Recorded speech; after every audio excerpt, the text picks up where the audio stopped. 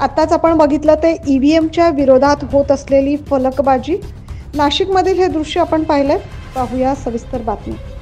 15व्या विधानसभा निवडणुकीचा निकाल लागला. यामध्ये राज्यात महायुतीला 232 पेक्षा अधिक जागा मिळाल्या, तर महाविकास आघाडीला अगदी कमी जागांवर समाधान मानावं लागलं.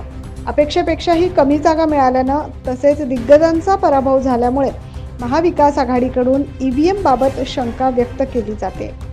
या पार्श्वभूमीवर ईव्हीएम विरोधात राज्यभर आंदोलन देखील करण्याचं महाविकास आघाडीकडून सांगण्यात आलं.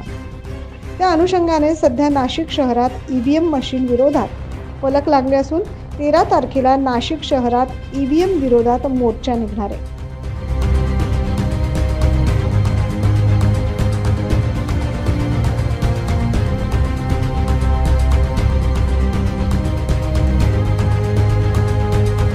या मोर्चात सहभागी होण्याकरता नागरिकांना आवाहन करणारे फलक लागले असून लोकशाही वाचवण्यासाठी ईव्हीएम हटवण्यासाठी मी पुन्हा येतोय, तुम्ही पण या, अशा आशयाचे लागलेले बॅनर आपण बघू शकतो. तसेच पुढील निवडणुका मतपत्रिकेवर व्हाव्यात अशी मागणी या फलकाच्या माध्यमातून करण्यात आली आहे. तर एक भारतीय नागरिक म्हणून ईव्हीएम विरोधातील मोर्चाच्या आयोजकांनी हे फलक लावले असल्याचं बोललं जात आहे.